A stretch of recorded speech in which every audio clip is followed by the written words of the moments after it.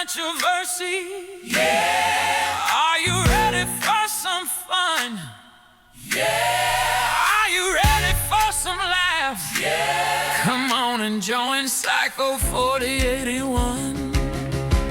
It's the Hot Topix Podcast. It's the Hot Topix Podcast.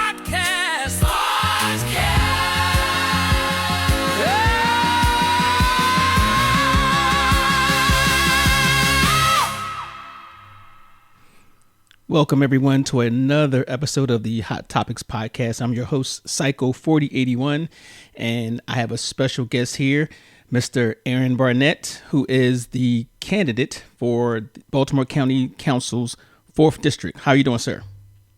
Hey, good afternoon, Brian, and thanks for having me.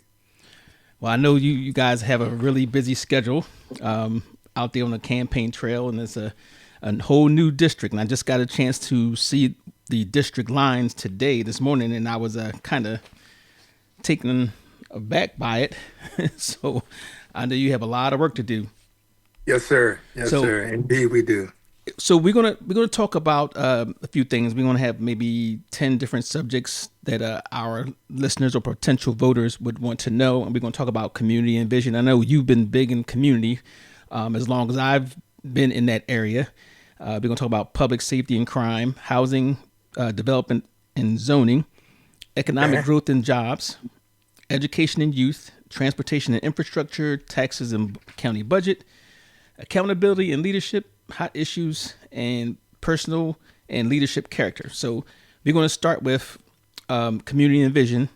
And what is from your perspective, what is the biggest challenge facing District 4 right now?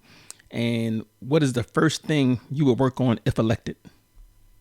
Well, first of all, Brian, I think the biggest challenge is just making our communities a little safer, creating real economic opportunities. My first priority would probably be bringing the stakeholders together.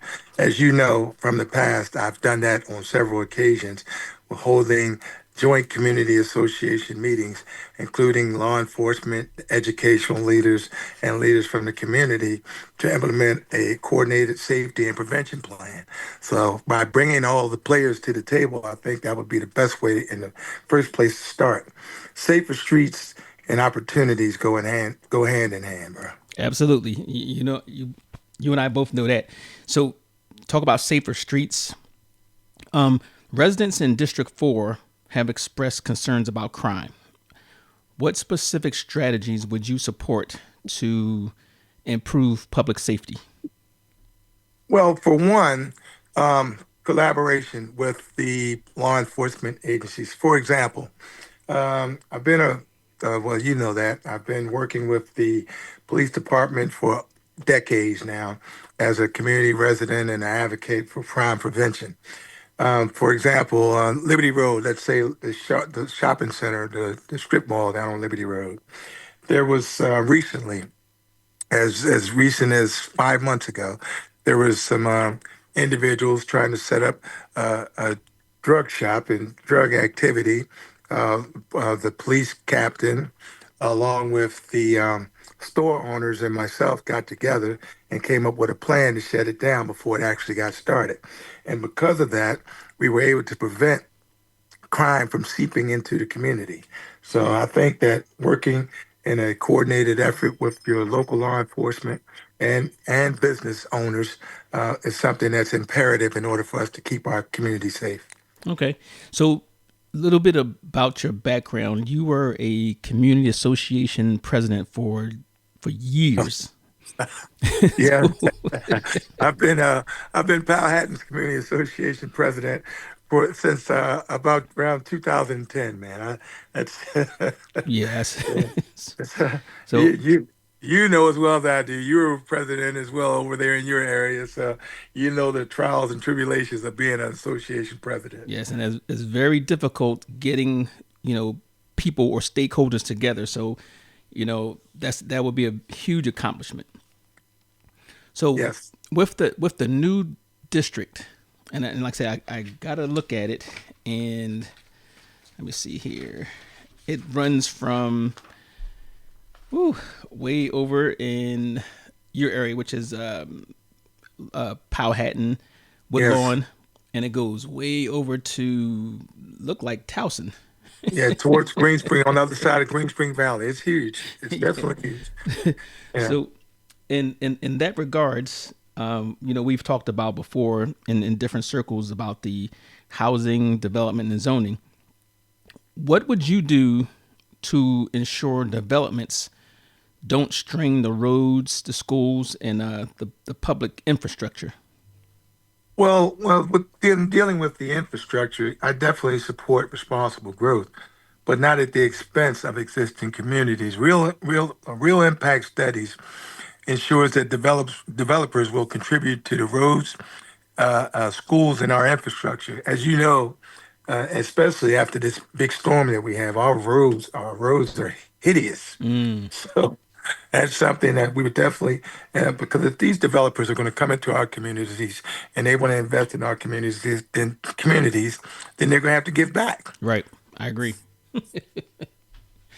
Yeah, so and I guess that's basically having big investments and big businesses come in without using the resources and taking that money back out of the community. Well, I'm definitely one that feels that the money should be recycled in the community first Okay. and foremost before it leaves out of the community. Now, as a union leader, I've always fought for strong working families and things that benefit people that are in the workforce, from McDonald's all the way up to corporate America. You know what I mean? It's just that we have to make sure that we have people in place that are going to fight for the rights of working men and women, and in the Baltimore County district. It's District 4 especially. Okay. It's going to be my district. So when you talk about economic, the vitality of the community, what's your plan to attract more employers, small businesses, and job opportunities? And you're a union guy, so that's right up your alley. What was your plan to attract that to District 4? Well, I'm a strong advocate for minority and small business owners. So, the thing that I find in talking to a lot of my associates that have small businesses or that are hooked up with the MBE, they have had problems with gaining access to contracts. You want to just basically simplify the procurement and provide technical support for these individuals so that they don't have to go through the rigmarole of having to sit there for a year or two just trying to go through the red tape to get their businesses up and running. Okay, and I know particular in that area from, let's see, and I'm not sure if it goes all the way to Security Boulevard, but we've seen a lot of businesses come and go, and a lot of empty spaces. So could you do anything else to fill those spaces? Well, we have to incentivize people by giving them opportunities to come in, and it goes back again to collaboration in the community. Where a lot of people in our area have been asking for better grocery markets, better Right. this, better that. But the thing is, Brian, you know as well as I do, at these community association meetings, there's a handful of individuals that attend the meetings that when my key is saying to people all the time, we have to be proactive and not reactive. Right. And so we have to invest in our people first. We have to improve access, like I say again, improve access to local contracts for businesses. And we have to give them to incentivize things. We're going to show them the benefit of investing in our community. But we have to also encourage the community to support local businesses. You Facts. know, we got a lot of people that go out of our neighborhoods to other areas to shop when we got a lot of people that are coming in the community that are struggling because people don't have access and don't know about them. One of the things that I like is the website that you have, with all of the area associations and information provided on the website. Got a lot of individuals Right. in our community that are seniors, all right, and a lot of them don't use computers. Right. A lot of them don't. So what we do in Powhatan, and what I've done for the last 20 years, is we have a online version of the community events and what's going on around the town. But we also give a hard copy out monthly in the community through our block captains. We make sure that everybody stays informed in the community, as well as the business associations. We give them a copy as well. Okay. And I know that's probably, speaking as a former community association president, that was probably one of the most difficult things to do with the variations in the age groups. You had to Yes. do a lot of different things. I know you and I had many conversations about that before. Yes, we did. So now I know you were big with youth because you have R Block, and Yes. Yes. is that still going on? Yes, we opened our doors back in 2008, Okay. and our block stands for Removing Barriers Limiting Our Community Kids Incorporated. For the last couple of years, uh, well, over the years, we've serviced a lot of the young people ages 8 through 18 throughout the community. But we're now currently in Baltimore County Public Schools as well. Ah.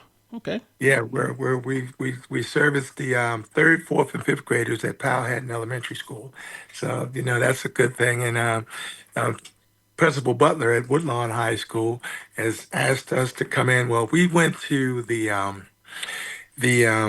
oh God, it was at Newtown. They had a community schools forum, Mhm. and at that forum, oh my goodness, I got about a stack of cards from community schools advocates that want our program to come into the schools. Brian, you could have a million mentoring programs and still not enough. Right. That's facts. Yeah. It's critical. It's critical that we engage our young people and make sure that they have a reason to want to be conducive members of society. Right. So we already knew that you were an advocate for the youth thing. We already knew that anybody who's been in that area, and obviously you have this partnership with the county schools. So, Yes. I'm also the vice president of Woodlawn Recreation and Parks. oh, that's right. I forgot about that. Yeah, yeah. And so, I've been coaching basketball. And look, if you could see me right now, I'm tapping myself on my back because, I coached for 20 years. I was also the athletic director and head coach at Gwen Lake Academy when that was about, and we were ranked number 2 in the nation.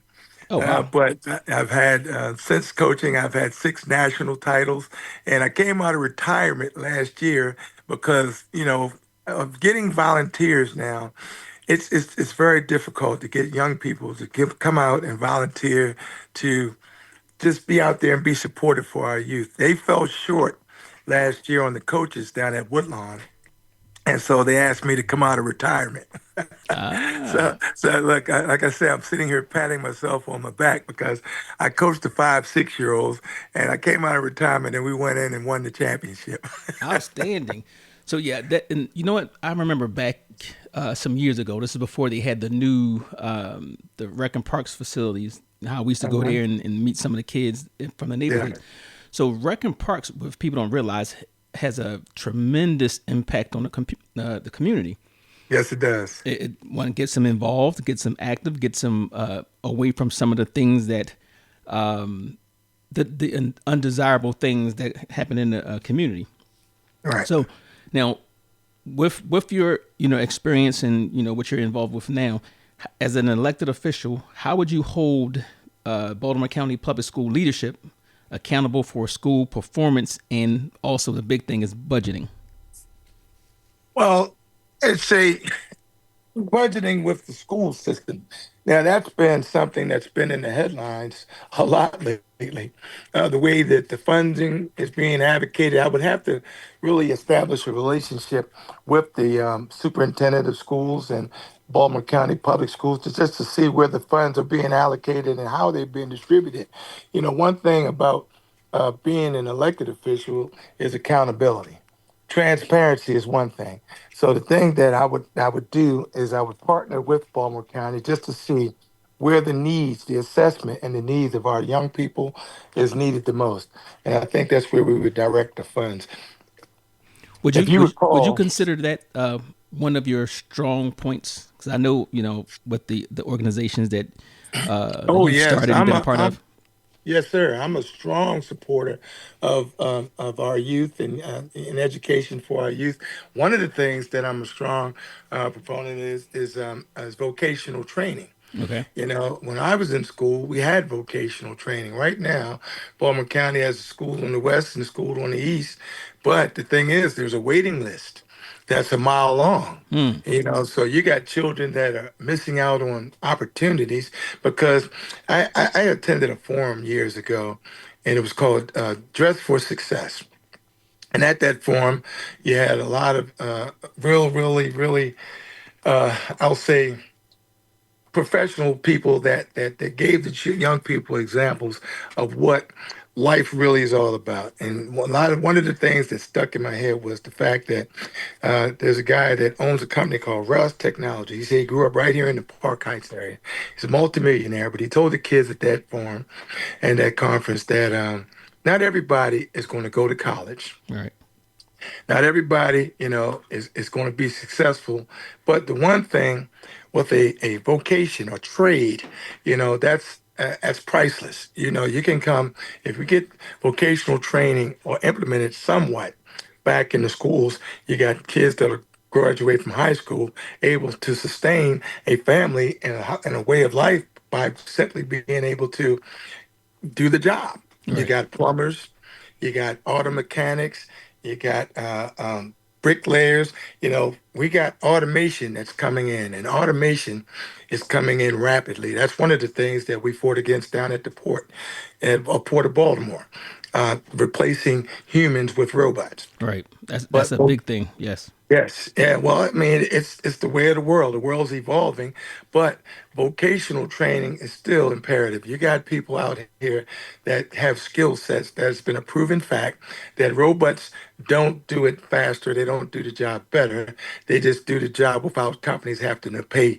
benefits. Right.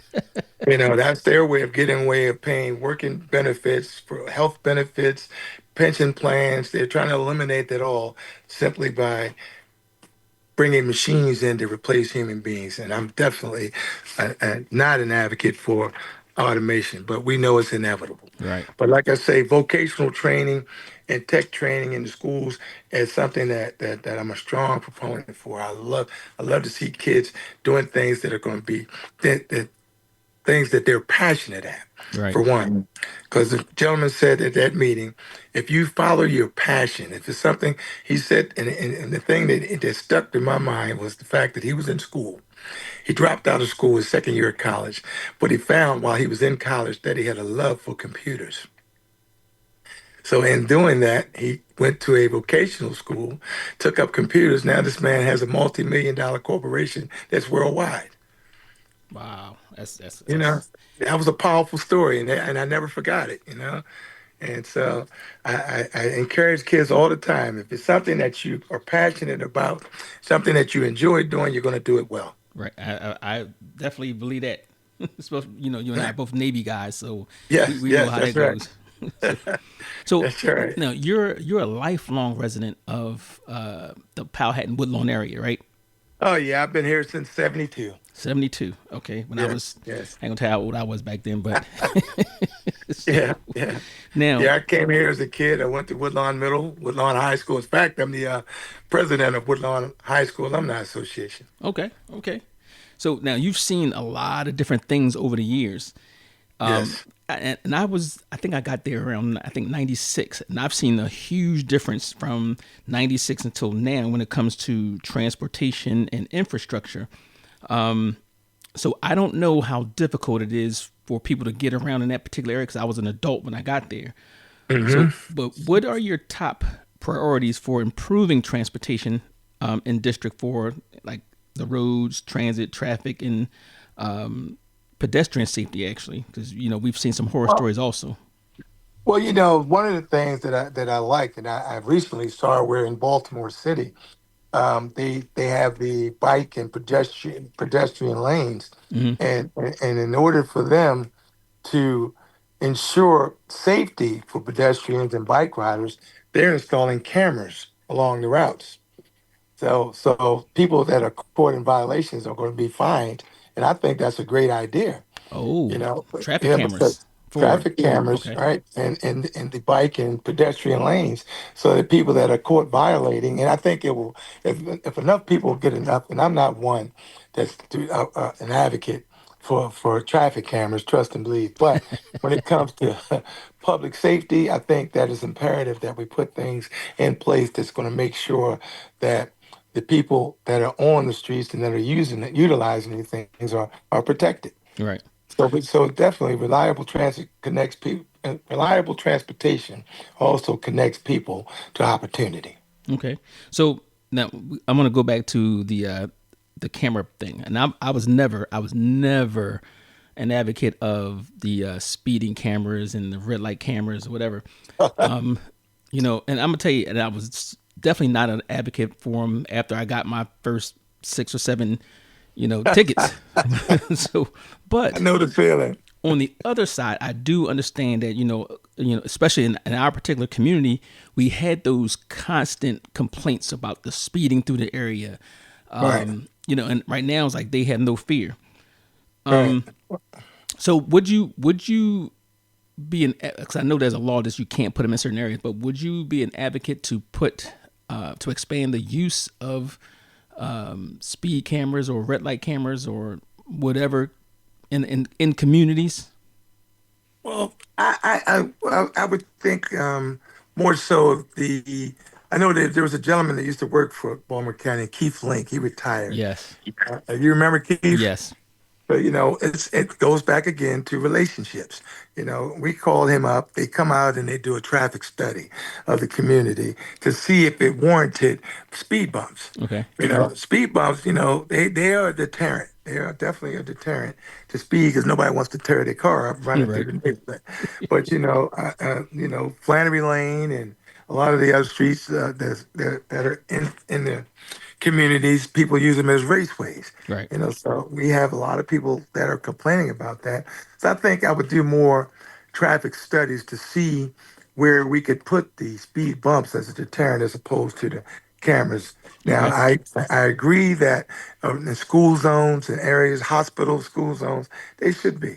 They Okay. should be because you got people that are disabled that are near those hospitals, and you got school zones, you got small children.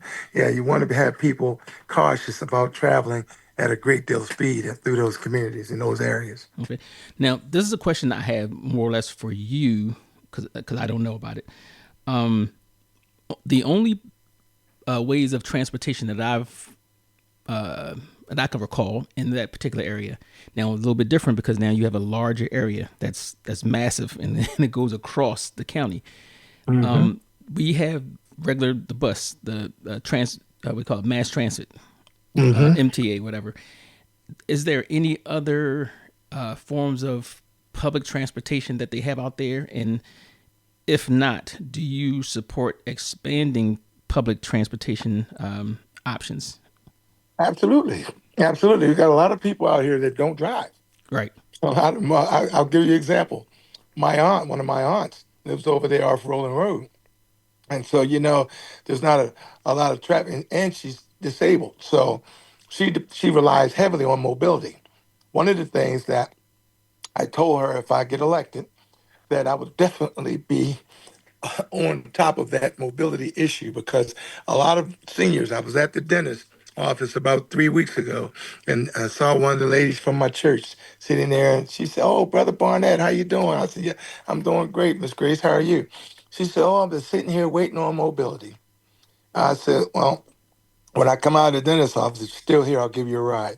And when I came out of the dentist office, she was still sitting there, Mm, and she told me that she had called her daughter to come get her, that I didn't need to take her. But that That doesn't make any sense whatsoever for someone to have to wait 2, 3 hours for mobility to pick them up. So there's definitely got to be a better system in place with some kind of monitoring system to make sure that we take care of our seniors because there's no reason they paved the way for us, Brian. So Right. there's no way that they should have to be suffering out here and treated like they're being treated because people are just simply neglectful and not adhering to their feelings. Yeah, and I think since you mentioned, I do recall no, I'm sorry, mobility vans and cars in my neighborhood for seniors, but I never understood like how often it was used, or how or where they even take you. I know they took you to the mall and stuff like that. Well, Hmm. in New Jersey, where I grew up, we had this thing called the jitney system, and they were like little tiny buses that ran really, really frequently, like almost like every 5 minutes it seemed, down certain routes that you can get on, and basically take you across the city. Is that something that they could do in Baltimore County? Sure, they can have a trolley system Okay. in place. But the MTA, of course, has bus routes. That would be something that we would have to coordinate with the MTA. The transportation as to where, because you want accessibility. Right. Thing you want accessibility to transportation, and in order for people to have accessibility, we have to understand the needs. So we would have to do probably a few town halls where people can come out and actually express their desires for traffic improvements and transportation improvement, because the only way that we're going to be able to understand it fully is if we hear it from the people themselves. Right. Now, since you were younger, let's say in your teenage years, I guess when you started getting around on your own, have you Hmm. seen much of a an improvement in transportation in that particular area? What I've seen is through growth Mm-hmm. in the area that traffic has become horrendous on Liberty Road, for one. Mm-hmm. Ricerstown Road's another one in the Pikesville area. The traffic has always been hectic, and it's gotten worse. It'll take me anywhere from 20 to 25 minutes to go from Northern Parkway to Randallstown on a Mm, busy day. right. Now that's painful. That's painful. But me being that I grew up in the community, I know all the back roads. Okay. So so so I avoid the traffic. I go around, go up the back roads, Windsor Mill. I have a lot of alternate routes that I choose to use in order to get where I need to get. And I can get there a lot quicker than the average person. But the average person using these roads, yeah, it's very difficult, and it's become a lot more difficult. Now that's something that has been a problem that I don't think anyone has been able to resolve. Because the I guess the more people who are coming to the area, whether it be for Yes. employment with Social Security Administration, they open up different buildings, and Yeah. the new residential communities I've seen that's just popping up. Yeah. Yeah. Like I said, the growth Yeah. itself of the community in the area. I know, when I moved here, I know you wouldn't know about that. When I moved around here, there was where that McDonald's is on Liberty Road. It was Price's Dairy.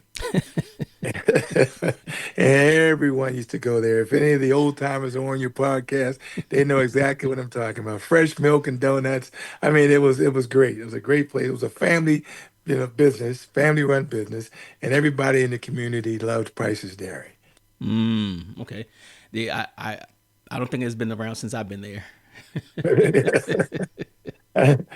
Well, Gwen Oak Amusement Park was still around when we moved here. Yeah. I heard the stories, and I know I saw some of the old pictures, and now Gweno, obviously I use Gweno Park quite often, Hmm. but just for people out there who might be listening who don't know, how Gweno Park was in the past, can you elaborate about that? Because I only know when I got here it was only a park. There's an empty park with trees Oh and grass. man. It was a complete amusement park. It had roller coasters, Ferris wheels, roundabouts. It had the whole 9 yards, man. Wow. Everything, anything, and everything that you wanted was right there at Gwen Oak Park. Yeah. And it did it go away because of funding or I think, there was a I'll say this, that there was a racial divide Okay. in Gwen Oak, and for the longest, African Americans um, weren't allowed to even come into Gwen Oak Park at one time. This was prior to me actually coming out, but I had heard the stories from my dad, my forefathers, how Gwen Oak Park was very racially divided. And when I came out, the park was opened up to everyone, but the park was old and decaying. So I think that instead of reinvesting in the park, I think they felt that it was just best to just tear it down. And also we had the flood back then. I think it was, if I can recall, Hurricane David, I think it was. Actually, along that Glendale area where you Yes. have the flea market, Yes. there used to be houses all along there. Okay. And when we had the flood, they actually were flooded out. The homes were flooded out. They literally had to come in and get them out of their houses with boats. Really? Yeah, And Gwen Falls. so the county came in and bought all that from them, I Yes, guess. Okay. yes, Okay. yes. Brecken Parks, we own Baltimore County Brecken Parks. We own that property now. Okay. Now, Hmm. some of the things, I have a big social media presence, and I get in these discussions with people on different posts. One of the big things is taxes, and not so much the county budget, but taxes, which is obviously a huge part of the county budget. Now, where do you believe taxpayer dollars are being wasted, and what would you cut or restructure if you're elected? Thing with me is, with taxes, just like contracts in the port, we have to see where the money is being allocated. Capital budget spending. There's too much right now. Currently, there's just too much bureaucracy. Hmm. We need more audits and efficiency. If we audited and knew where our money and taxpayer dollars are being spent, you got to be responsible first. We got to only raise taxes if they're absolutely necessary. The times are hard right now. People are struggling, and the last thing they want to hear is about their taxes being raised. And That's a so, fact. we're homeowners, Brian. So we know. Right. I bleed and I feel the pain of most of the constituents in the community because I'm one. I just look at my gas and electric bill and I cry every month. You know, Woo. so, That could so be a whole entirely different episode just on that. yeah. So like I said, it's just the bottom line is just too much bureaucracy. We need to have strong audits, and that way, from that, we can find solutions as to where money should be allocated, which way money should be spending. Right. Because that thing, I'm a firm believer in concise and direct payments to wherever they're supposed to be. Okay. So what I'm hearing is for people out there who want to know, no raise or no new taxes unless it's absolutely That's positively. necessary. Yeah. Okay. Absolutely. Okay. I'm a taxpayer. Right. Trust and believe. Trust and believe. I don't want to raise taxes. I don't want to see anybody's taxes raised. And I know I'm going to be asked that question again. Right. But I'm a firm believer that, like I say, there's a lot of bureaucracy when it comes to the tax game. So we're told one day, I've said this, and quite a few people have heard me say this, right? Every 4 years, the dream merchants come out and and they sell us a bunch of dreams Oh, okay. about this pie in the sky, and then the day after the election they disappear. Now I'm not attacking or I'm not pointing any fingers at anyone, so I just wanted to set the record straight. But we know who they are, and like I've told people at town hall meetings that we've had, Brian, we've had our joint meetings. Right. I tell people all the time, our elected officials are the people that represent us, the people. They're here to work for us. They're supposed to be representing our best interests and needs. And if someone is in that office and they don't represent our best interests and needs, then they don't need to be in that office. They got to go. Right. So okay, we're gonna get into that accountability and leadership. Now, one of the big things that people have been hammering about over the years is transparency. So how will you maintain transparency with residents and keep them informed? And that's a big thing because a lot of times people have, and for sure, when the complaints come in, they often blame people who are not really responsible. So Right. how will you maintain transparency with residents and keep them informed about your decisions that you make? Well, excuse me, I just Bitten to my sandwich. I'm sorry. Well, the first thing we got to do is have clear communication with folks. Hmm. Town hall meetings are good. I don't think they have them often enough. Hmm. Um, I'll definitely be present. I'm already present. You know that. I'm Right. out here Right. and everybody's community association. I'm even at meetings on the east side with issues that are concerning residents on the east side Right. because they're union members. But I think that we should be consistent and engaged year round. This isn't something that's an occasional thing that our elected officials should do. I think that they should be present at community meetings.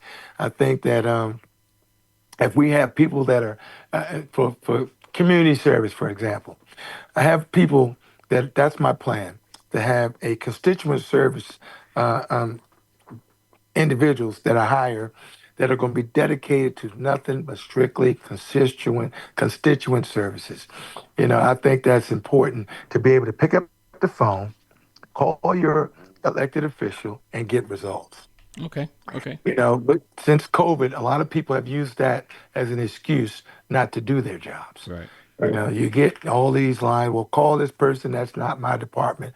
Call that person. You'll be on the phone for 2 hours just trying to figure out who it is. For example, I had a tax issue. And I literally had to go down to Towson because I couldn't get the right person on the phone. And when I got there, I was sent to 3 different buildings. Oh. Okay. So it's something that I know that a lot of people that are listening feel my pain because they've been through it. I've experienced it, so I wouldn't want anybody to feel or experience anything that I wouldn't want for myself. Okay. So now I know in your particular district, I believe you were in District 1, you was in District 2, and maybe Dude. District 4 at different times, right? Yes. which is kind of funny, but Yes. looking at your prior elected officials for your district, what will you do differently from the current or the previous representatives of your district?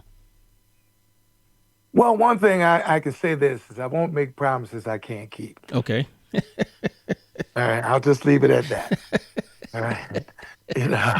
I won't issue any promises that I can't keep. One thing I do know that we have, and I know, well, I'll just say Mrs. B, and I know you know who we're talking about, right? She will not let you forget. If you if you come out there and you say you're going to do something, you better best believe that you better do it because she's going to definitely hold you to it. And there are a lot of Mrs. B's out here that will do just that. So, I want to be one that, like I say, through transparency and communication, if I say something, word is bond. If I tell you I'm going to do something, then I'm definitely going to do it. Okay.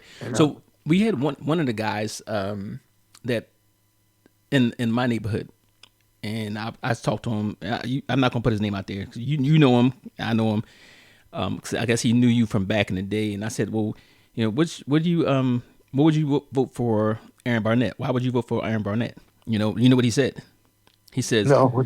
I've known him for a long time, and he said, if he says he's going to do something, he's going to do it. Well, that's a fact. That's what the guy said. He said he knew you from back in the day, and it was like that's one of the things that he said about you as a person. So Brian, let me tell you, man, I got to share this with you, and my wife, the young lady up at the bank there at M&T, the manager of the bank, she says, Mr. Barnett, I got to share something with you. I said, what's that? She said, a friend of mine lives in your neighborhood.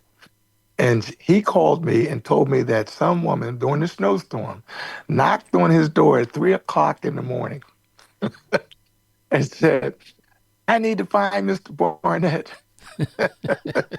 and when my wife said, a woman knocked on the door looking for you. So, I'm so glad. Well, they called Baltimore County Police. She was, and that's another thing, mental health. Oh yeah. She had that. I'm a strong advocate for mental health services because, and getting back to that story, she had some mental health issues. They called the police. They were able to get her to a shelter and get her some treatment, Okay. which was good. But the fact that here's a person displaced at 3 o'clock in the morning, coming around the neighborhood looking for me to help her, and I'm not an elected official. Right. You know what I'm saying? But she and people know that they can call me to get things done because I have just about every elected official, every dissident, every policeman. Well, you know that from working with me on speed dial Oh, from the wait. county executive on down. Let me throw something in and see if you remember this. Letters being sent to community members with your name signed on it. Yes. They had a few disgruntled neighbors that were at odds with one another. The only thing that saved me was they misspelled my Right. name. I remember. They used it to attack another neighbor and said it was coming from the president. And the only thing that saved when I looked at it, I said, "Well, that's not me. Who is this person?" Right? They misspelled my name, but I got it. And remember, I shared that with you, Yeah, Brian. that was hilarious. Yeah, but and you need to do this, and you need to do that, and this is from your president, Mr. Barnett. Right? I'm like, wait a minute, hey, that's not me. But yeah, it's something. And the sad part about it is these individuals don't attend association meetings. Right. They'll come out. We have, and if you have community leaders that are on the phone right now on the podcast, they all know we're all suffering the same thing. You got Right. the same handful of individuals in every community that are actually care about the well-being of the community. Right. You got people that come out, and the only time a lot of people come out to those meetings is when they address a concern that only concerns them personally. Them, yeah.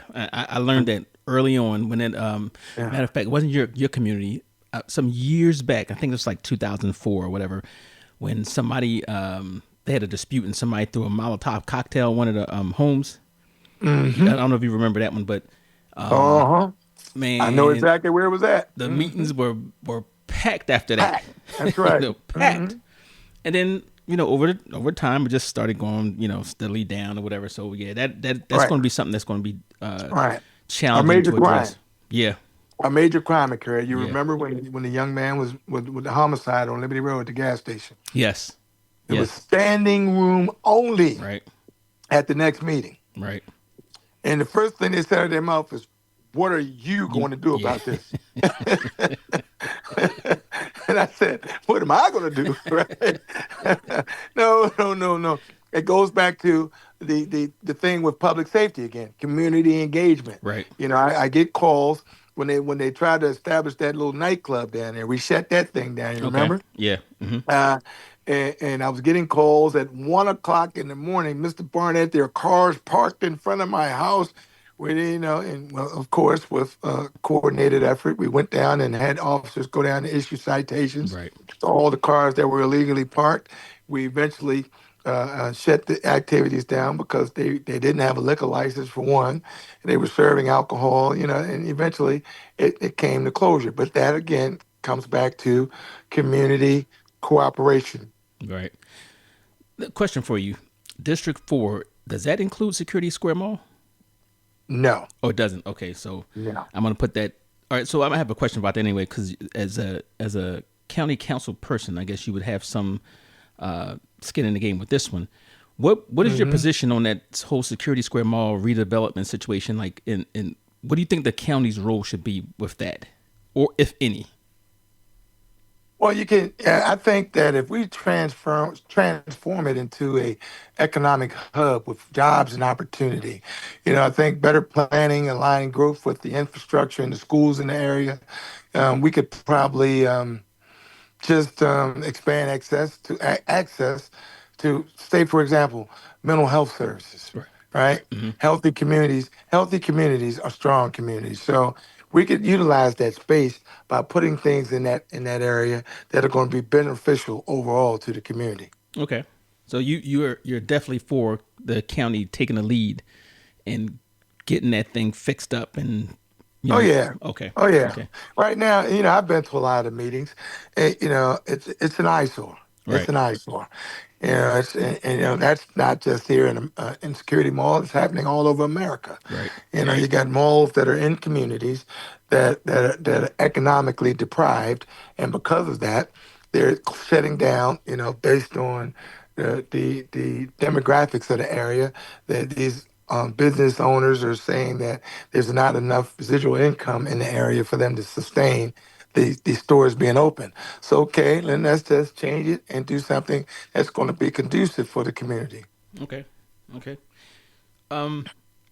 So I'm gonna wrap this up because I know we spend a lot of time. So one of the things that we talk about with elected officials, whether it be the legislature or the executive, especially now these days, what personal experiences shaped your desire to run for office?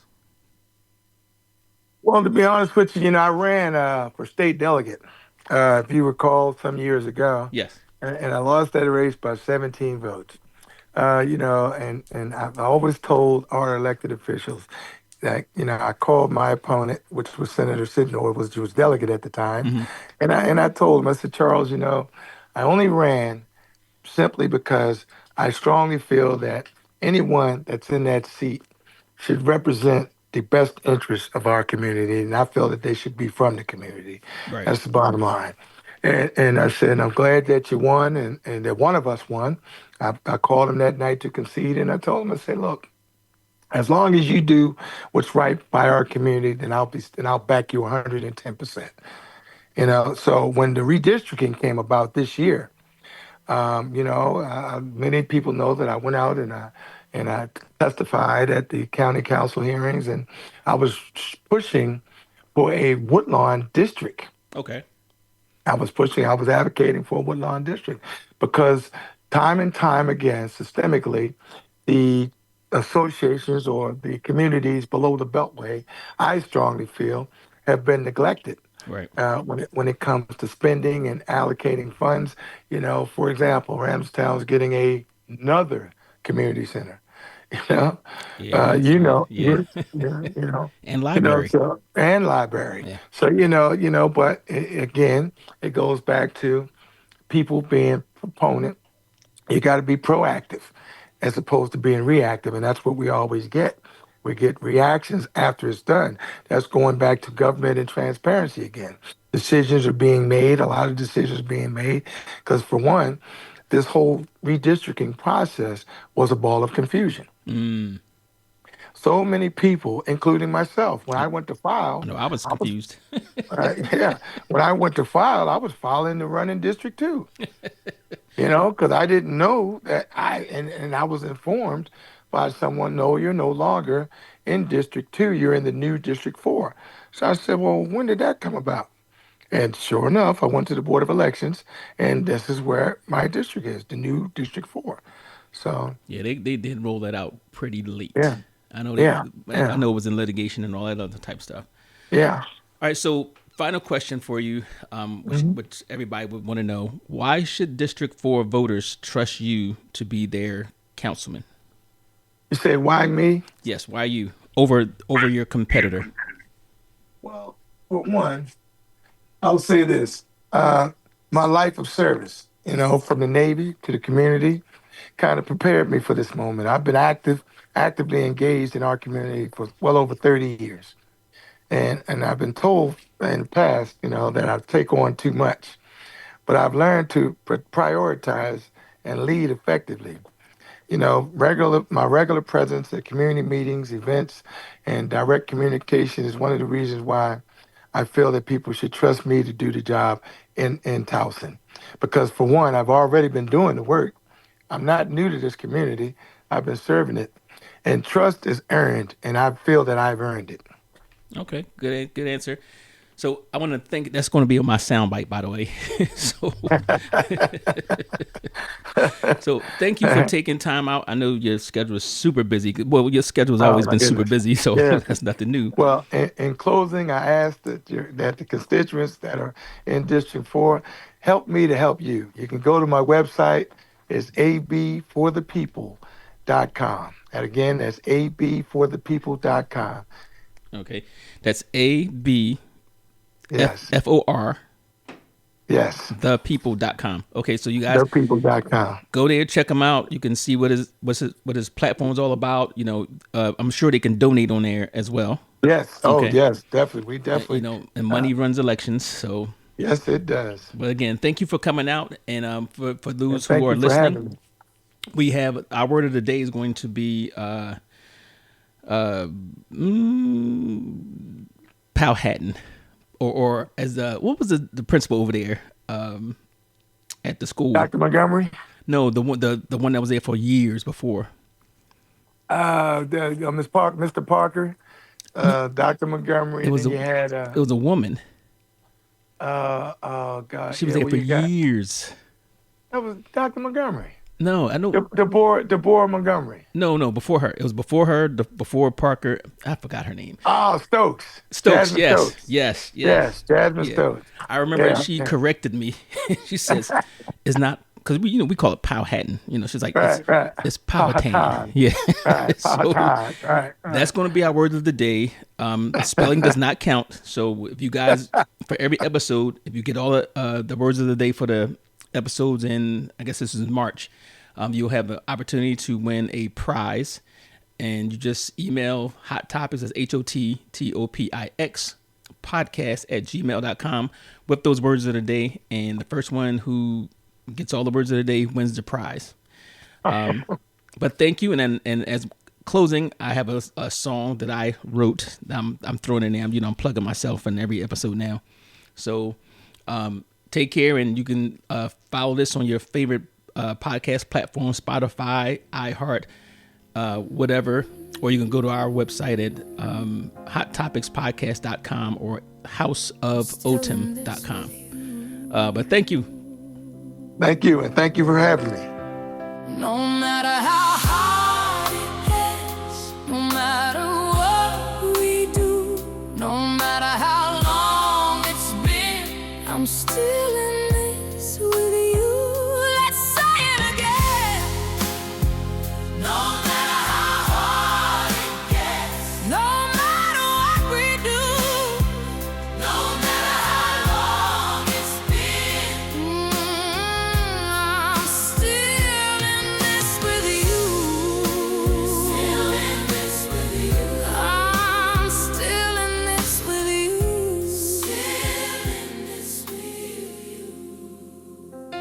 Baby, I wanted to fix all that what was wrong. Yeah, these problems kept me up all night long. Oh no, I tried to do what a good woman should do, yeah.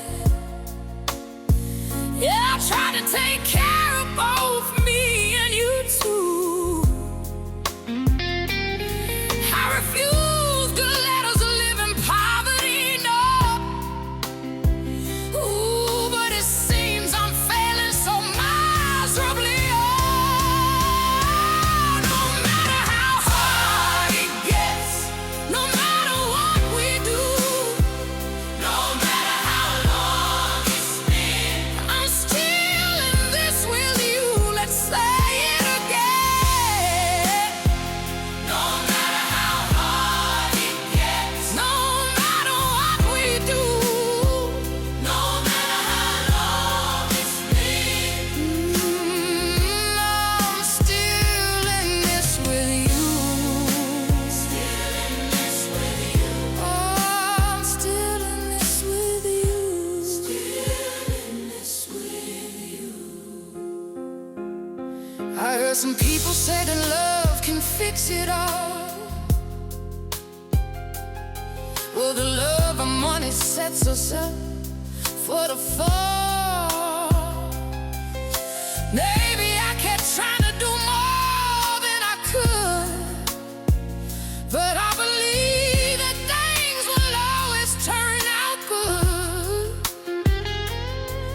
I need you to have patience and truly believe if I love you and you love me, we can achieve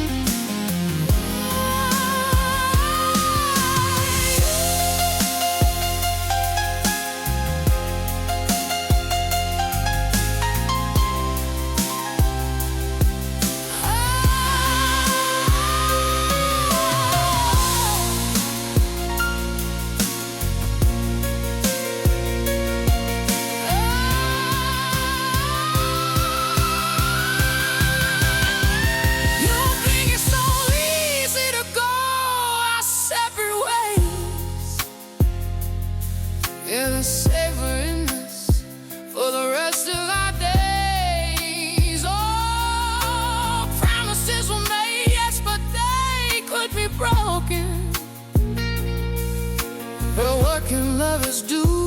Our options open.